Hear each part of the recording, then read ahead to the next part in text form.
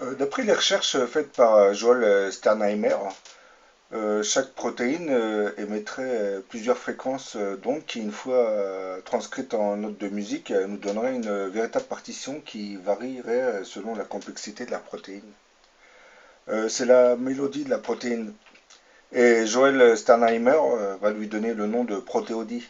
C'est un peu le regroupement de mélodie et protéines. Mais bon, vous allez me dire qu'est-ce que la protéodie? Je vais essayer d'expliquer ça le plus simplement du monde parce que c'est un peu complexe. Une protéine, déjà, c'est un assemblage d'acides aminés. Et on parle de protéines lorsque plus de 100 acides aminés sont liés au sein d'une chaîne. Et les acides aminés sont les molécules de base qui entrent dans la composition de la protéine. Et la protéine, c'est l'élément de base qui constitue toutes les cellules. Le travail réalisé par la protéine sert au renouvellement quotidien de la peau, des ongles, des cheveux et des tissus musculaires. La protéine intervient aussi dans le fonctionnement de notre barrière immunologique en nous permettant de mieux résister aux maladies.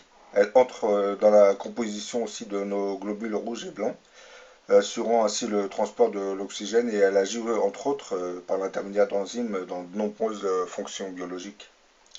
La protéine intervient aussi dans la constitution de certaines hormones dont l'hormone de croissance, l'insuline et le glucagon. Grâce aux recherches faites par Joel Sternheimer, on sait qu'à chaque acide aminé composant une protéine est associée une onde d'échelle qui peut être transformée en note de musique. Chaque acide aminé qui compose une protéine émet une onde dont il est possible de calculer la fréquence. Et cette onde est émise lorsque les acides aminés qui s'assemblent pour former la protéine. Or, il est possible de transposer les fréquences de ces ondes émises par les acides aminés en notes de musique. Une protéine correspondra donc à une succession de notes de musique qui mènerait parfois à une véritable partition qui varierait selon la complexité de la protéine. Joel Sternheimer avait donc tout découvert que chaque acide aminé qui compose une protéine émettait un signal sous la forme d'une onde dont il était possible de retrouver la fréquence. Et cette onde serait émise lorsque les acides aminés s'assemblaient pour former la protéine. Joel Sternheimer va donner le nom d'onde d'échelle à ces signaux qui sont émis par les acides aminés. Et donc, on peut dire que la synthèse des protéines donne lieu toujours à l'émission d'ondes d'échelle. Et ces ondes sont toujours émises au moment où les acides aminés s'assemblent pour former la protéine. Joel Sternheimer a eu l'idée de transformer la fréquence de l'onde d'échelle émise par chaque acide aminé en note de musique. Et après quelques années de recherche, il va réussir à retrouver la fréquence des ondes qui correspondaient aux 20 acides aminés utilisés par le corps humain, ce qui lui aurait fourni 10 fréquences bien précises. Ensuite, il a eu l'idée de transposer ces fréquences en notes de musique. Et pour une protéine qui est en règle générale composée d'une suite d'acides aminés, on obtenait une succession de notes de musique. Comme la protéine se fabriquait toujours autour d'un regroupement de plusieurs acides aminés, alors on pourrait d'après ces recherches, retrouver la succession de notes de musique qui forment la fameuse partition correspondant à la formation de la protéine.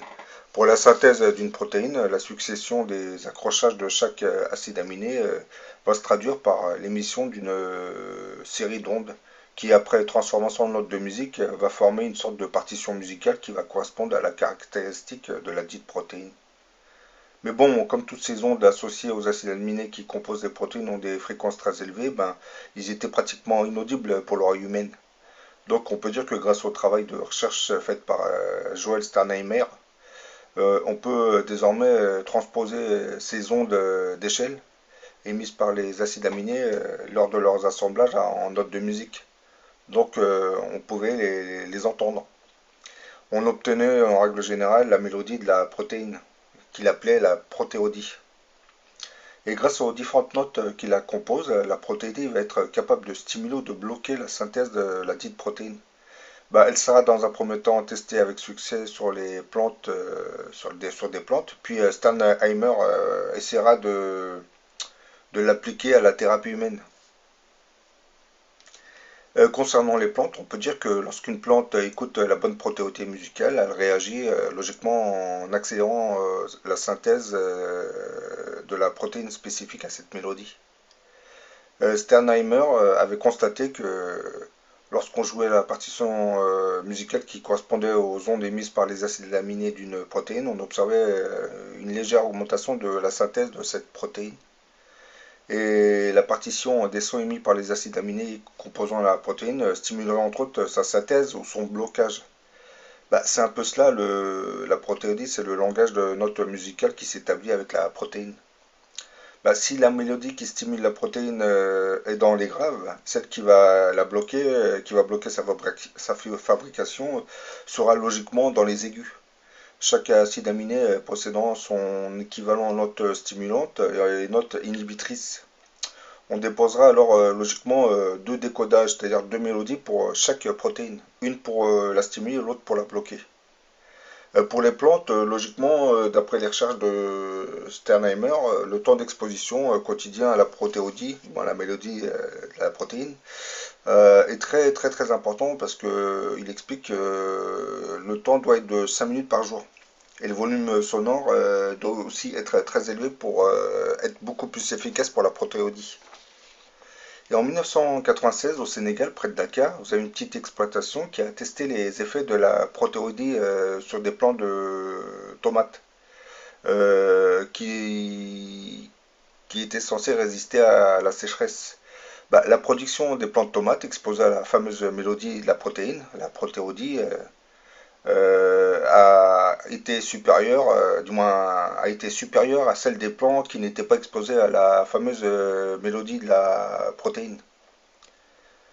Bah, la découverte de la protéodie, la mélodie de la protéine par Steinheimer sera aussi testée en France par plusieurs viticulteurs dès l'année 2009 à Vouvray dans l'Indre-et-Loire. Car depuis quelques années, la musique est utilisée par les viticulteurs pour lutter contre l'esca. C'est un champignon qui attaque la vigne.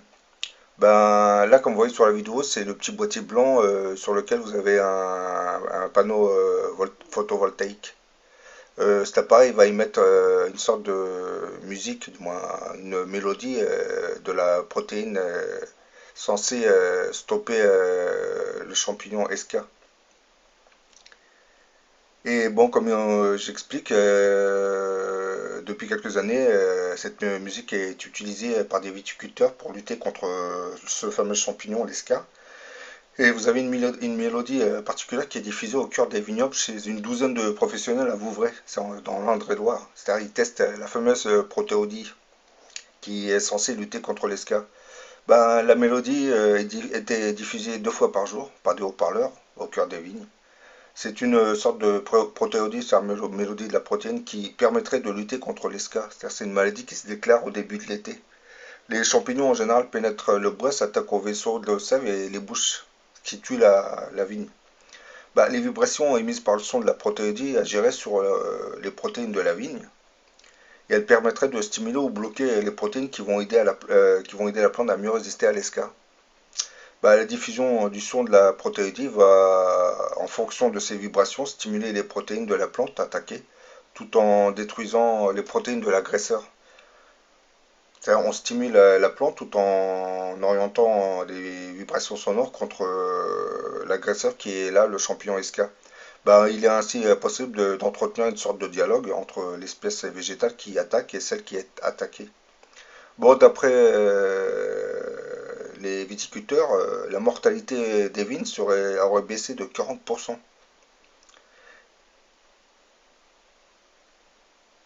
Et depuis 4 ans, vous avez un certain Jean-Bernard Berthomé, c'est le chef de culture du domaine de Huet à Vouvray.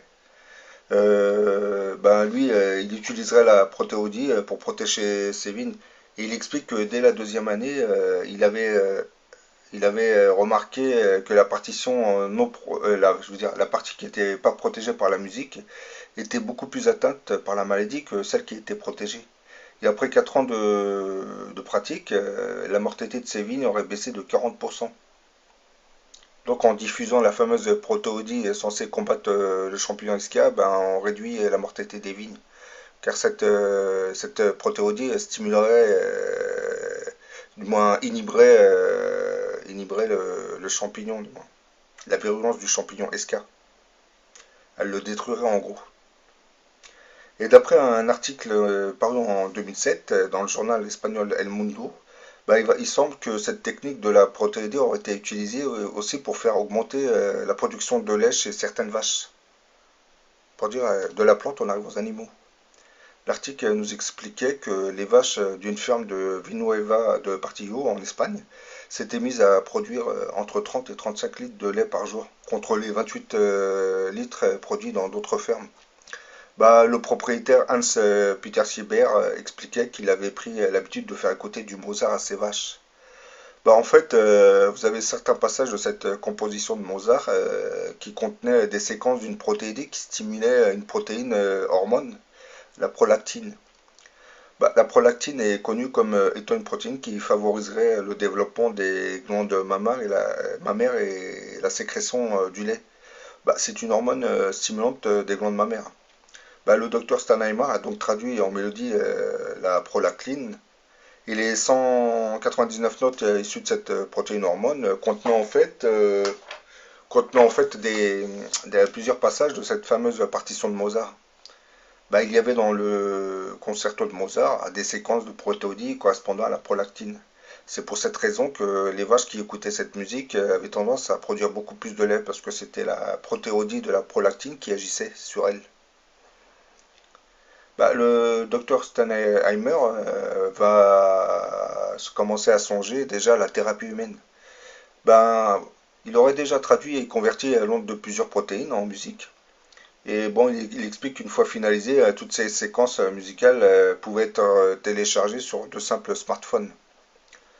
Il va raconter qu'un jour, après s'être refoulé la cheville, il aurait décidé de décoder l'inhibiteur de l'arachidonate 12, LiPo.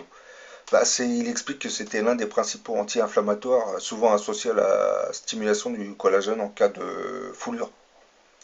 Après avoir écouté la protéodie de cet anti-inflammatoire pendant quelques jours, il explique qu'il n'avait plus besoin des béquilles sans lesquelles il ne pouvait même plus marcher. Steinheimer avait entre autres remarqué qu'en écoutant la séquence du collagène alpha type 3, où c'était terme très compliqué, quand on se brûle le bout des doigts, du moins quand on se brûle, vous avez le bout des doigts, diminuerait fortement la douleur et empêcherait la formation d'une cloque. Donc c'est des protéodies qui agiraient quand même sur l'organisme humain. Et que dire de cette personne qui était sourde et aveugle? On nous explique que cette personne n'entendait plus que dans la bande des 8 kHz. Là où nous entendons logiquement en général qu'un petit sifflement. Elle était également aveugle, ne voyait plus que des ombres. Et avec l'aide d'un acousticien, elle a écouté la transposition de deux protéodies, celle de l'endorphine et celle du cytochrome, dans la bande des 8 kHz. À l'écoute de la protéodie d'endorphine qui favorise normalement l'endormissement, elle a eu des nausées. Par contre, à l'écoute de la protéodie du cytochrome, elle s'est écriée mais je vois du bleu. Effectivement, il y avait devant elle des volets bleus. Et devant, elle avait fini par retrouver une partie de sa vision grâce à la protéine inhibitrice du cytochrome.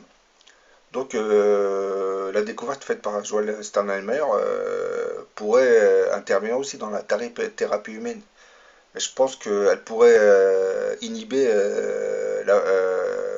le développement de certaines bactéries ou certains virus, pour ne pas dire les microbes, et soigner beaucoup de monde juste par certaines mélodies musicales. Car en fabriquant certaines compositions musicales, on pourrait carrément guérir certaines personnes du cancer. Actuellement, on se sert de cette technologie pour soigner les vignobles. Je pense que d'autres agriculteurs vont commencer à exploiter cette nouvelle technologie. Mais le problème, c'est que les gens ne sont pas très très informés sur la réalité des protéodies. Et certains ne connaissent même pas la réalité de ce phénomène. C'est pour cette même raison que c'est pas très très développé encore. Mais je pense que par l'internet, avec certaines vidéos qui commencent à circuler, les agriculteurs vont être de plus en plus informés. Et au lieu d'utiliser des insecticides et d'autres produits toxiques, je pense qu'ils vont se débarrasser de tout cela pour commencer à travailler sur les sonorités musicales de certaines protéodies. Mais bon, le travail est très très long parce que Joel Steinheimer n'a pas décrypté toutes les protéines, du moins la partition de toutes les protéines, et c'est un travail gigantesque. Parce que dans le corps humain, comme vous savez, il existe beaucoup de germes pathogènes, il existe beaucoup de maladies. Ça peut aller du rhume jusqu'à la tuberculose ou le paludisme, mais toutes ces maladies ont des fréquences bien précises et il faut les retrouver, puis retrouver la protéine qui inhiberait le développement de la maladie dans le corps. Bon, j'espère que cette vidéo vous a intéressé et je vous dis à la prochaine pour une nouvelle.